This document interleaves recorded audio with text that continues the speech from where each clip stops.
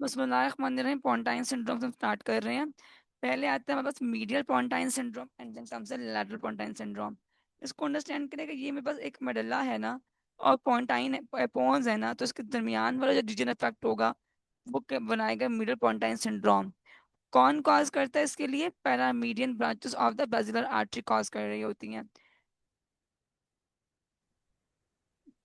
अह, ये देखिए जरा, आपके पास जो ये वाला रीजन है ना, ये वाला region, this marks the pontine medial pontine syndrome. ठीक है, इसमें अगर आप देखें जरा,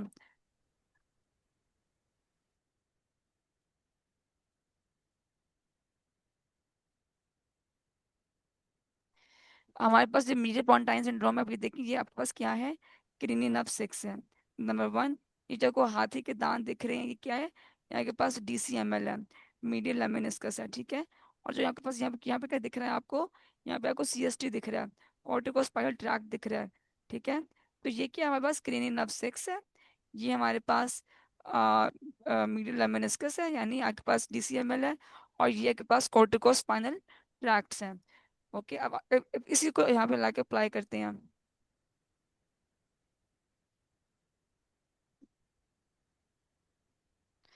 ऑल राइट, तो क्रेनियन ऑफ सिक्स इन्वॉल्व हुई है, कॉर्टिकोस्पाइनल ट्रैक्ट इन्वॉल्व हुआ है, सब के बाद मीडियल लेमेनिस्कस इन्वॉल्व हुआ है। तो क्रेनियन ऑफ सिक्स के होने से क्या हो रहा है? मीडियल स्ट्रैबिस्मस हो रहा है। उसमें क्या होता है? क्रेनियन ऑफ सिक्स आपके पास जो है ना, LR6 को अफेक्ट कर रही होती है। जो LR6 होता है, लेटरल रेक्टस, वो क्या कर रहा होता है? आई को मीडियली लैटरली पुश कर रहा, पुल कर रहा होता है। वेयर एज जो मीडियल रेक्टस होता है, वो आई को मीडियली लेके जा रहा होता है। अब जब इसका लीजन हो जाएगा, तो क्या होगा? जो मीडियल रेक्टस है, वो ओवर एक्टिव हो जाएगा। जब मीडियल रेक्टस ओवर एक्टिव होगा, तो उससे क्या होगा? आपके पास मीडियल स्ट्रैबिस्मस हो जाएगी। ठीक है ना, आई की मिस अलाइनमेंट हो जाएगी। एक आंख जो आईबॉल सेंटर में है, और दूसरे की मीडियली ड्रॉन होती है। नेक्स्ट हमारे पास आता है मीडियल लेमेनिस्कस। ये क्या होता है? डीसीएमएल होता है। अब चूंकि हमारे पास ये सपोजिटली एक स्पाइनल कॉर्ड है, तो आपके पास इंफॉर्मेशन आई है, उसको बिना डिकसेट के ऊपर चली जाती है, ऊपर जाके मेडुल्ला के लेवल पे डिकसेट करती है। ठीक है, और उस डिकसेशन में क्या होता है? अब आपके पास कंट्रोल लैटरल हो गई है ये। ठीक है, तो contralateral loss of touch, vibration and proprioception. Next is the corticospinal tract. इसमें क्या होता है कि आपके पास, चूंकि upper motor neuron region cause कर रहा है, तो क्या होगा? अपर मोटर न्यूरॉन रीजन आपके पास प्लास्टिक नेचर की होती है। आगे चलते हैं हम। अगला हमारे पास है लैटरल पोंटाइन सिंड्रोम। इसमें क्या होता है? लैटरल पोंटाइन सिंड्रोम में ना, आपके पास यहाँ से देखें, ये रीजन, हो, ये रीजन है, सॉरी, ये इन्वॉल्व कर रहा होता है। अब इसमें देखिए क्या है, क्रेनियन ऑफ सेवन है। ठीक है, क्रेनियन ऑफ सेवन के साथ ये के पास जो है स्पाइनल लेमेनिस्कस है, नंबर टू। नंबर थ्री आपके पास ये है क्रेनियन ऑफ फाइव का स्पाइनल न्यूक्लियस। ये के पास स्पाइनल जो है ना, थैलेमस जो है ना, spinal thalamic tract, spinothalamic tract, वो ऊपर आके ना स्पाइनल लेमोनिस्कस बनाता है। जिस तरह आपके पास डीसीएमएल आके आपके पास बनाते हैं ना मीडियल लेमोनिस्कस, इस तरह ये बनाता है स्पाइनल लेमोनिस्कस। ये आपके पास क्या है? यहाँ के पास क्रेनियन ऑफ फाइव का स्पाइनल न्यूक्लियस है। ठीक है, और इसके अलावा ये आपके पास दो जो हैं, ये आपके पास वेस्टिबुलर न्यूक्लियाई हैं, और जो ये दो हैं, ये कॉक्लियर न्यूक्लियाई हैं। तो यानी आपके पास में कौन कौन सी नर्व इन्वॉल्व हो रही है? क्रेनियन नर्व सेवन पहले हुई है, फिर हमने फाइव देखी थी, फिर हमने एट देखी है, और साथ हमने जिसमें देखा है स्पाइनोथैलेमिक ट्रैक्ट। ठीक है ना, स्पाइनोथैलेमिक ट्रैक्ट, जो कि आपके पास पेन को, टेम्परेचर को लेके जा रहा होता है। ठीक है, तो अब इन्हीं चार चीजों को हमने आगे जाके अप्लाई करना है। ऑलराइट, तो फेशियल इन्वॉल्वमेंट है, facial involvement है। Ipsilateral facial paralysis is the main feature of cranial nerve 7 from the lateral bones। facial cranial nerve 7 का जो है ना, ipsilateral facial paralysis है। In case of lateral bone injury, lateral bone अगर खराब हो जाता है ना, तो क्या होता है? ipsilateral facial paralysis। ipsilateral loss of taste, बिल्कुल, क्योंकि cranial nerve 7 आपके पास देते हैं कॉर्ड टेम्पन आए, तो ipsilateral loss of taste भी होता है आपके पास, लैक्रिमेशन भी होता है, सैलिवेशन भी है, और हाइपरक्यूसिस भी होता है। ठीक है, आपके पास जब कान कान के पास से गुजर रही होती है ना, तो तब भी एक नर्व देती है जो कि आपके पास बैलेंस कर रहा होता है, आपके पास ना एक्स्ट्रा हाइपोथैलेमस को ना बैलेंस कर रहा होता है, मसल उसको सप्लाई करती है। ठीक है, अभी नाम है जेन में नहीं आ रहा, थोड़ी थोड़ी देर तक आता है तो नाम बताते हैं उसका नाम क्या होता है। तो आपके पास लैक्रिमेशन, सैलिवेशन, हाइपर एक्यूसिस और loss of taste from the ipsilateral two third of the tongue. आगे है क्रीनियन ऑफ 8 फाइबर्स और कॉक्लियर न्यूक्लियस। इसमें क्या होता है, क्रीनियन ऑफ 8 जाएगा तो क्या होगा, हेयरिंग लॉस। कॉक्लियर न्यूक्लियस जाएगा तो क्या होगा, बैलेंस का लॉस। ठीक है ना, इसके साथ hearing and the balance loss हो रहा होता है। नहीं, ये तो कॉक्लियर न्यूक्लियस है, ऐसा नहीं नहीं। नहीं नहीं, इसमें क्या होता है, हियरिंग लॉस होगा, मतलब ये रहा वेस्टिबुलर न्यूक्लियस, ये के पास बैलेंस का काम करता है, ये वर्टाइगो कॉज करेगा, निस्टिग्मस होगा, वॉमिटिंग होगी। Next is spinothalamic. स्पाइनोथैलेमिक में क्या होता है कि पास contralateral loss of temperature from the body ना। अगर ये के पास स्पाइनल कॉर्ड है तो आगे पास जब इंफॉर्मेशन आती है ना उसमें स्पाइनल कॉर्ड में, तो वो डिकसेट कर जाती है और वो ऊपर जाती है। ठीक है, तो इसलिए आपके पास contralateral pain and temperature loss है। स्पाइनल ट्राइजेमिनल में क्या होता है, ipsilateral pain and temperature loss from the face है। हमने यही चीज यहाँ पे भी पढ़ी थी कि जैसे यहाँ पे था स्पाइनल ट्राइजेमिनल, उसमें भी कहता है ipsilateral pain and temperature loss from the face. Next is the descending hypothalamus. ये हमने यहाँ भी पढ़ा था। क्या होता है कि आज मैंने आपको बताया था कि हाइपोथैलेमस का जो एएनएस है ना, एएनएस न्यूक्लियस जो है, जो आपके पास एंटीरियर और पोस्टीरियर को मिला के बन रहा होता है, एएनएस कंट्रोल, वो अपने फाइबर्स अपनी इंफॉर्मेशन यहाँ से दे रहा होता है। ठीक है, डिसेंड कर रही होती है नीचे की तरफ। तो जो डिसेंडिंग हाइपोथैलेमस होता है ना, उसके टाइम से क्या होता है, इप्सिलैटरल हॉर्नर सिंड्रोम हो रहा होता है। ठीक है, एक आपने यहाँ पे चीज और नोटिस करनी है, यहाँ था इंफीरियर सैरिबेलर पोडंकल, यहाँ पे क्या है, यहाँ पे है मिडल सैरिबेलर पोडंकल। सैरिबेलर पोडंकल जब भी इन्वॉल्व होगा तो इप्सिलैटरल लिम्ब अटैक्सिया है। ठीक है, इप्सिलैटरल लिम्ब अटैक्सिया। तो तीन चीजें तो प्लानिंग है, स्पाइनल ट्राइजेमिनल प्लान है, डिसेंडिंग हाइपोथैलेमस प्लान है, साथ में आपके पास सैरिबेलर पोडंकल प्लान है। बाकी आपके पास कुछ चीजें न्यू भी आई हैं। वेस्टिबुलर न्यूक्लियर के इन्वॉल्व होने से क्या बैलेंस का लॉस होगा। कॉक्लियर के इन्वॉल्व होने से क्या होगा आपके पास, हेयरिंग लॉस होगी। फेशियल इन्वॉल्वमेंट से क्या होगा आपके पास, ये ना सिर्फ आपके पास फेशियल मसल का पैरालिसिस होगा बल्कि टेस्ट का लॉस भी है, सैलिवेशन भी है, लैक्रिमेशन भी है और हाइपरक्यूसिस भी है। ऑल राइट, अब मैंने यहाँ पे एक आपको बहुत ही इंपॉर्टेंट टॉपिक पढ़ाना है, वो है क्रॉस वर्सेस अनक्रॉस्ड। मैं ये बता रही थी कि अगर आपके पास डॉक्टर साहब, कि अगर आपके पास जो है ना सेरिब्रम, सेरिब्रम भी इसमें इन्वॉल्व है, सेरिब्रम, और साथ में आपके पास क्या नाम लेते हैं, पोन्स भी इन्वॉल्व हैं।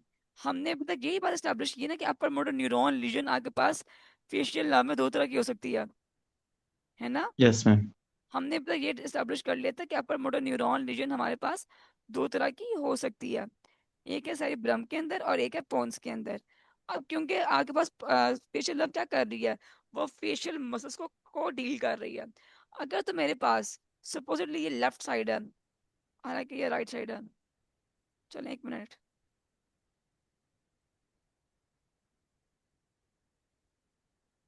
अगर मेरे पास राइट साइड की इसको इसको कौन सप्लाई करता है, एमसी सप्लाई करता है ना।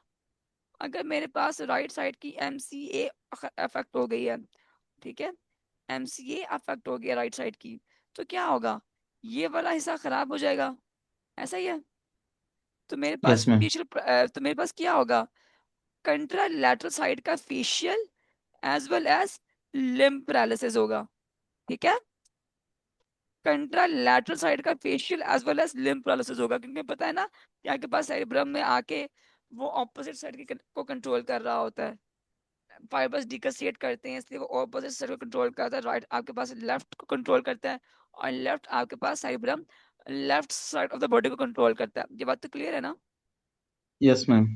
लेकिन अगर मेरे पास, अब ये राइट साइड का है, लेकिन अगर मेरे पास राइट साइड का पोन्स के लेवल पे लीजन हो तो क्या होगा, अगर मेरे पास पोन्स के लेवल पे अपर मोटर न्यूरॉन लीजन आ जाए तो क्या होगा, that will be ipsilateral effect, that will be ipsilateral effect. Yes ma'am. तो इसीलिए आप देखोगे हमेशा कि आपके पास जो है बॉडी का इन्वॉल्व है। अगर तो आपके पास बॉडी इन्वॉल्व है लोअर एस्पेक्ट की, अगर तो आपके पास बॉडी इन्वॉल्व है लेफ्ट साइड की, और फेस इन्वॉल्व है राइट साइड का, तो उसे हम क्या कहते हैं कि आपके पास लीजन क्रॉस होने के बाद हुआ है। ठीक है, लीजन क्रॉस होने के बाद हुआ है, and we call it crossed hemiplegia. अगर हमारे पास लीजन पहले आ जाए, लीजन पहले आ जाए, तो जो आपके पास सेम साइड का फेस और सेम साइड की बॉडी इन्वॉल्व हो रही होती है, वी कॉल इट अनक्रॉस्ड अनक्रॉस्ड। ना, अनक्रॉस्ड। इस समझ में आ गया, क्रॉस वर्सेस अनक्रॉस्ड। अगर नहीं भी आया तो कोई बात नहीं, इसकी भी हमने एमसीक्यूज करते हैं अभी थोड़ी देर में जाके ना, रफीउल्लाह से तो हो जाएगा कवर। Yes ma'am. चलूँ आगे, मीडियल मिड ब्रेन के ऊपर। Yes ma'am. इसमें क्या होता है, branches of PCA is involve. हमें पता कि भी है कि आपके पास जो मिड ब्रेन को कहाँ सप्लाई, डॉक्टर साहब मिड ब्रेन को सप्लाई कहाँ से आती है? मैडम, मिड ब्रेन को हमारे पास सप्लाई जो है वो मिड ब्रेन किसके साथ मैडम पड़ा हुआ है? पीसीए से। पीसीए। पीसीए से। यहाँ के पास ना जो है क्या नाम लेते हैं, जो पीछे वाला ऑसिपिटल लोब है उसके पास पड़ा हुआ है। ठीक है, यस मैम। सप्लाई वहीं से आती है। तो fibres of cranium of three effect हो रहे होते हैं इसमें। एप्सी लैटरल ऑक्यूलोमोटर पाल से, याद रखना, क्रेनियल नर्व्स जो है ना, वो आपके पास डिकसेट नहीं करती होती हैं। क्रेनियल नर्व खुद अपने आप में डिकसेट नहीं करती होती हैं, इसलिए आपके पास इप्सी लैटरल ऑक्यूलोमोटर पाल्सी हो रही है। और हमें लैटरल स्ट्रैबिस्मस आ रहा है, नोटिस, लैटरल स्ट्रैबिस्मस क्यों आ रहा है? मैडम, क्योंकि जो थर्ड क्रेनियल नर्व है, तो उसमें उसका मीडियल रेक्टस जो है वो बिल्कुल, उसका इफेक्टेड हो जाएगा, जिसकी वजह बिल्कुल। से जो सिक्स क्रेनियल नर्व है वो उसका लेटरल रेक्टस वो उसको आई वाल को डिविएट लेफ्ट की तरफ लेकर जाएगा। शाबाश। अगला वर्ड लिखा टोसिस, क्या इसको एक्सप्लेन कर सकते हैं तो टोसिस क्यों हो रहा है? मैडम, टोसिस आई थिंक इसमें क्योंकि ये इंट्रिंसिक मसल्स वगैरह को भी सप्लाई कर रहा होता है। सर एक बात याद रखना, जो आपके पास जो है ना लिड, जो आपके पास आई लिड है, उसको हवाले से ना एक निमोनिक है, वो मैं आपको शेयर करती हूँ। एक है ओ, ओ का मतलब होता है ओपन। ठीक है, ओ का मतलब होता है ओपन। यस। आपके पास आई लिड को ओपन कौन कराता है? ऑक्यूलोमोटर कराता है। और दूसरा आता है क्लोज्ड। ठीक है, वो कौन कराता है? फेशियल नर्व कराता है। ठीक हो गया, वो आपके पास यस मैम। फेशियल नर्व 7 कराता होता है। तो ओ से ओपन ऑक्यूलोमोटर, इसलिए अब यहाँ पे ऑक्यूलोमोटर सप्लाई चले गई है, तो आई ब्लेड फॉल कर रही है। ठीक है, ड्रॉप कर रही है, टोसिस हो रहा है। यस ठीक है, dilated pupil, what is wide dilated pupil? Madam, अकोमोड। डायलेटेड। हम्म। तो मैडम, अगर cranial nerve third cranial nerve की अगर पालसी हुई है, तो क्योंकि ये इसकी इन्वॉल्वमेंट है मैडम हमारे पास लाइट और अकोमोडेशन रिफ्लेक्स में, तो उसके इफेक्टेड होने की वजह से आई थिंक मैडम। बिल्कुल डॉक्टर साहब, ऐसे ही है। आपके पास लॉस ऑफ अकोमोडेशन हो जाती है इसके साथ साथ। अगला है कॉर्टिको बल्बर ट्रैक्ट। इसमें कहते हैं कंट्रोल लेटर हेमिपेरिस लोअर लिम्ब। और कॉर्टिको स्पाइनल ट्रैक्ट में कहते हैं कंट्रोल लेटर स्पेसिफिक पैरालिसिस होता है। ठीक हो गया। अच्छा, ऊपर बाद में ना मैं आपको फेशियल नर्व की कुछ चीज़ें पढ़ाती हूँ, एक दफ़ा ये ख़त्म हो जाए ना, फिर मैं आपको फेशियल नर्व की कुछ चीज़ें पढ़ाती हूँ। इस पॉइंट से याद आया था मुझे कि हाफ इसको क्या होता है, वर्टिब्रो बेसिलर अक्लूजन और बेसिलर थ्रोम्बोसिस सिंड्रोम, इप्सी लैटरल और कंट्रालैटरल। वर्टिब्रो बेसिलर कंक्लूजन और बेसिलर आर्टरी थ्रोम्बोसिस सिंड्रोम क्या होता है? एफसी लैटरली आपके पास एटेक्सिया होता है, क्योंकि आपके पास मिडल सेरेब्रल पेडंकल इन्वॉल्व होते हैं। Pain and temperature loss of from face, क्योंकि spinal nucleus of trigeminal nerve आपके पास अफेक्टेड होता है। हॉर्नर सिंड्रोम, क्योंकि डिसेंडिंग हाइपोथैलेमिक जो ट्रैक्ट होता है ना, हाइपोथैलेमिक स्पाइनल ट्रैक्ट, वो अफेक्टेड होता है। आगे चलते हैं। Loss of gag reflex, loss of gag reflex doctor साहब। गैग तो हमारे पास किसके साथ एसोसिएटेड है? 10 के साथ है, 9 के मैडम, साथ? नाइन्थ और टेंथ।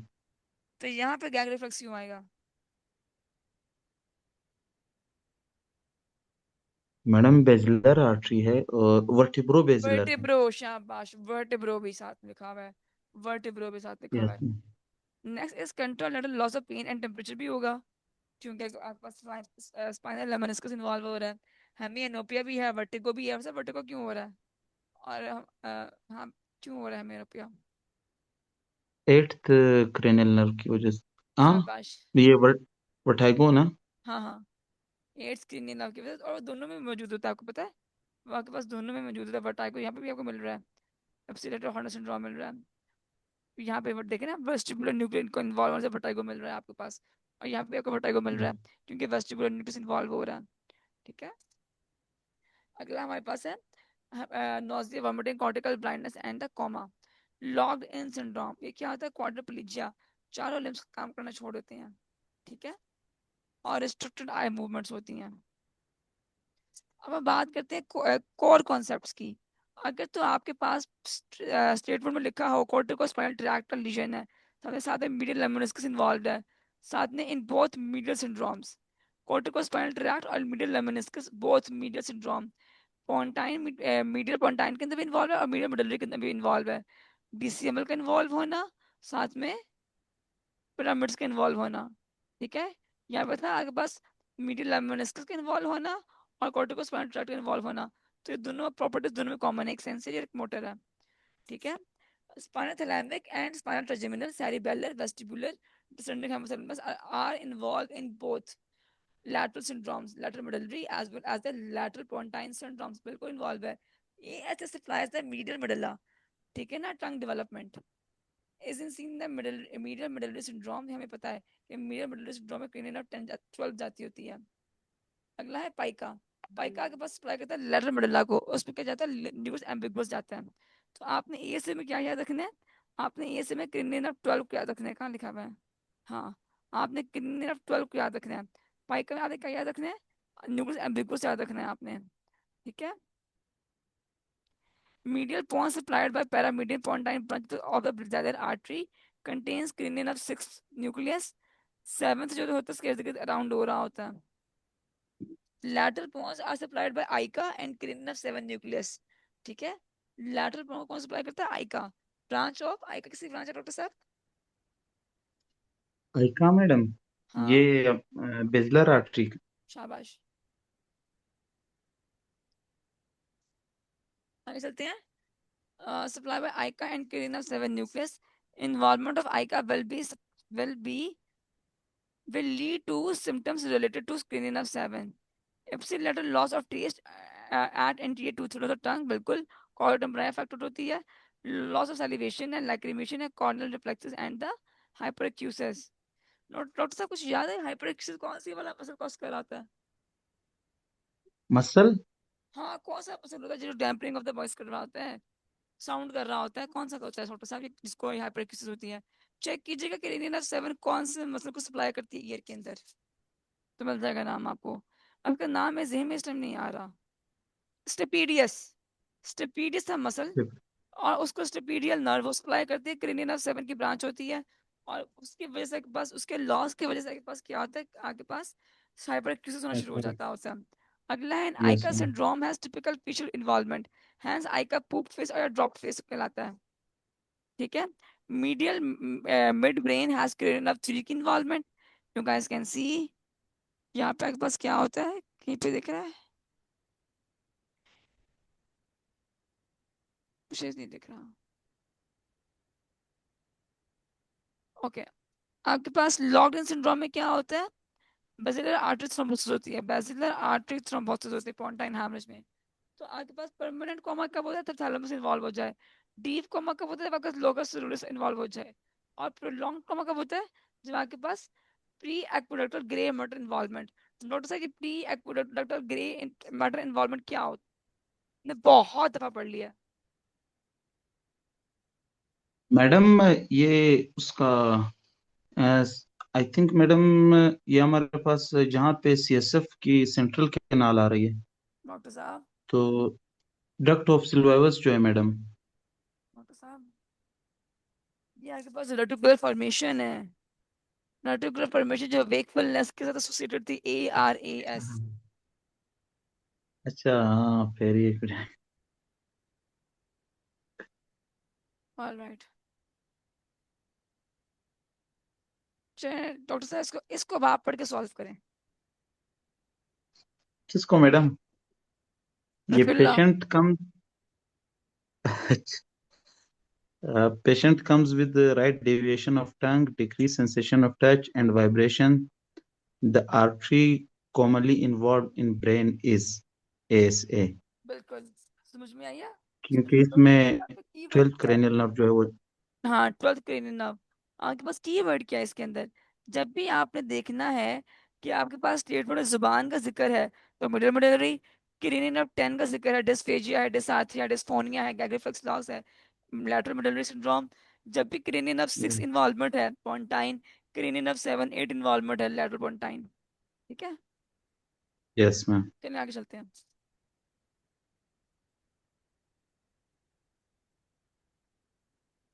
डॉक्टर साहब नेक्स्ट, नेक्स्ट डॉक्टर साहब।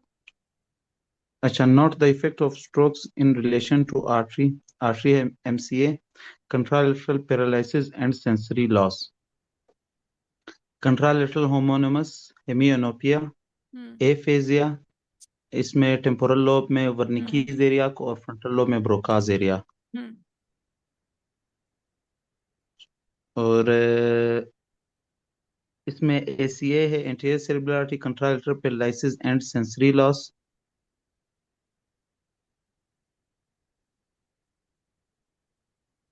Alright, sorry for that. और फिर है एंटीरियर स्पाइनल आर्टरी, एस हाँ ए हाँ, कंट्रालेटरल पैरालिसिस और कंट्रोल डिफरेंस।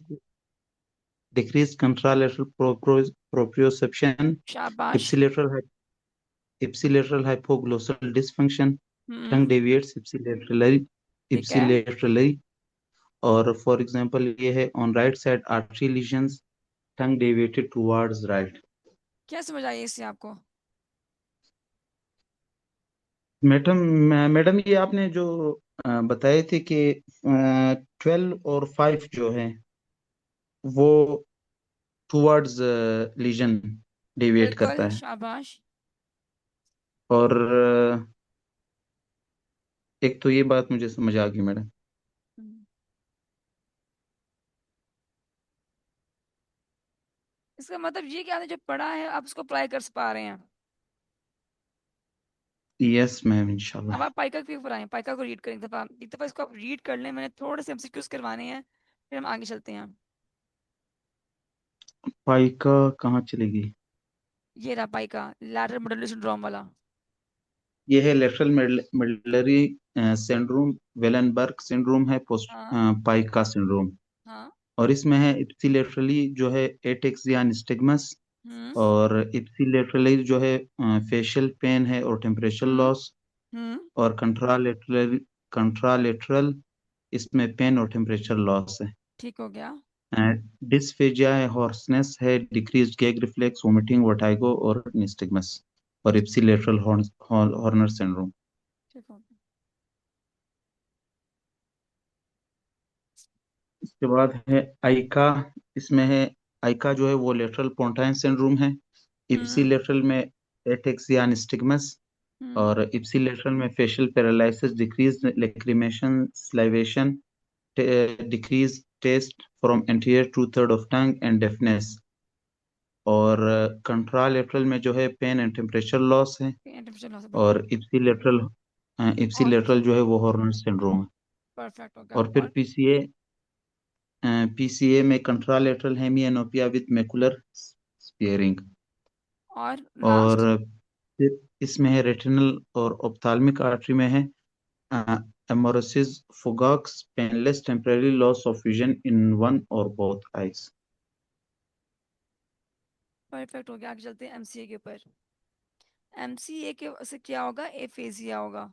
ठीक है, aphasia due to damage in the temporal lobe. Temporal lobe आपको ऑल्फैक्शन के साथ गस्टेटरी टेस्ट के साथ था ना, तो एफेजिया हो रहा है तो टेम्पोरल लोब का लॉस है। ठीक है, as written above it yes also it results from the frontal lobe, but we need aphasia of either Wernicke or Broca's। बकवास था। Appeared as aphasia and facial nerve palsy, लो दोनों आ गई हैं on the same side. Doctor साहब ये क्या है, crossed है कि अनक्रॉस्ड है? मैडम, ये अ, अगर दोनों सेम साइड पे है तो मैडम ये क्रॉस्ड है। डॉक्टर साहब दोनों सेम साइड पे तो क्रॉस होता है कि अनक्रॉस होता है? नोट से ड्रॉ करें, मैडम नोट से ड्रॉ करें। ठीक है। दूसरी बात ये कि मेरे पास में कि एफीजिया लिखा हुआ है, ना कि एटैक्सिया लिखा हुआ है। ठीक है। एफीजिया क्या होता है कि बोल नहीं सकता। ठीक है ना। Yes ma'am. हाँ, ये बोल नहीं सकता। ठीक है ना। तो बोलने वाला काम अच्छा, जब भी एक बस फेस की इन्वॉल्वमेंट होती है, अपर लिम्ब की इन्वॉल्वमेंट होती है, तो ये आपके पास एमसीए होता है। ठीक है ना। तो ये बोल नहीं सकता, तो इसका मतलब होता है एमसीए हो गया। और अभी सेम साइड की बात करें, डॉक्टर साहब मुझे ये बताएं, सेम साइड में ये है, ये वाला हिस्सा, ये चला गया है। ये बताया भी है उसने आपको एमसीए में। ठीक है ना। आप इस सिनारियो देखें जरा, किधर चला गया सिनारियो, सिनारियो देखें आप। patient has aphasia of the facial nerve palsy on the same side। ठीक है ना। एफेजिया और पालसी सेम साइड पे है, यानी आपके पास इसका इन्वॉल्वमेंट हो रहा है। तो क्या आपके पास फेशियल नर्व और लिम्फ सेम नहीं होगी? तो ये अनक्रॉस्ड होगा, क्रॉस होगा? ये अनक्रॉस्ड होगा। इसको आप जब तक ड्रॉ ना करेंगे हाथ से कंफ्यूज करता रहेगा। अगला है a patient presented with paralysis of the leg। अब ये आपके पास एमसीक्यू है। आपके पास paralysis of the leg है और एफेजिया है, तो इसमें फेशियल नर्व जाएगी कि नहीं जाएगी?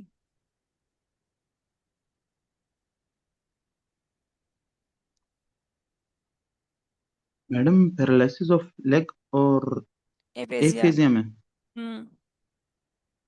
ये बड़ा फजूल एमसीक्यू गिवन है, मैं चाहती हूँ इसको आप पिक करें। नहीं मैडम, इसमें एज ओह नहीं, हाँ हाँ। लेग हाँ की। हाँ। मैडम वो एसीए नहीं था इसमें, बिल्कुल। लेग और ये फुट। एमसीक्यू गलत है। शाबाश। एमसीक्यू गलत है। ये पैरालिसिस ऑफ लेग एसीए की वजह से होता है। ठीक है। एंड एफेजिया, एफेजिया किस वजह से होता है? एमसीए की वजह से होता है। ठीक है। शाबाश, आई वाज नॉट एक्सपेक्टिंग आप कर पाएंगे, लेकिन मैंने कर लिया, वेरी गुड। आगे चलते हैं। Hemiparesis with facial nerve palsies को एक्सप्लेन कर जरा। What is hemiparesis? Madam half of face. Half of the body involve. ठीक हो गया। One of the following are to supply Broca's area and adjacent corticospinal tract। तो doctor साहब Broca's area को और adjacent corticospinal tract को कौन supply करता है? मैडम ब्रोका एरिया इसको मैडम, आई थिंक ब्रोक, हाँ मैडम ये तो मिडल में पड़े होते हैं, तो मिडल वालों को, मिडिल में पड़े होते हैं। मतलब मीडियल साइड पे पड़े होते हैं मैडम उसके नहीं, सेरेब्रम लैटरली में। पड़े होते हैं। ठीक अच्छा है। लेटरल में।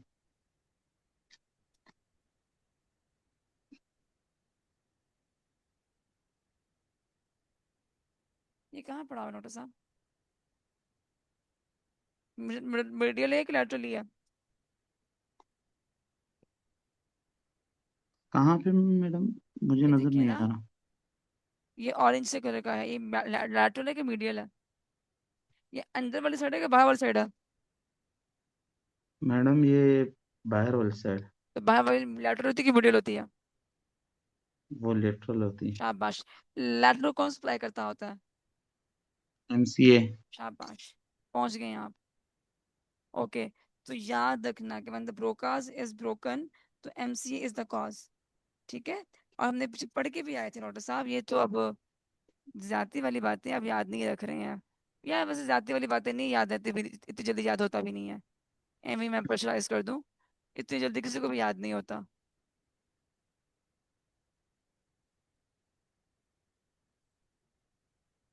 देखें, एमसीए, एमसीए, एम ब्रोका को एमसीए की सुपीरियर डिवीजन सप्लाई करती है, और वर्निकी को उसकी इंफीरियर डिवीजन सप्लाई करती है। ठीक है। मुझे बताएं यस कौन सा एफेजिया एसीए की वजह से होता है? कौन सा एफेजिया एसीए की वजह से होता है?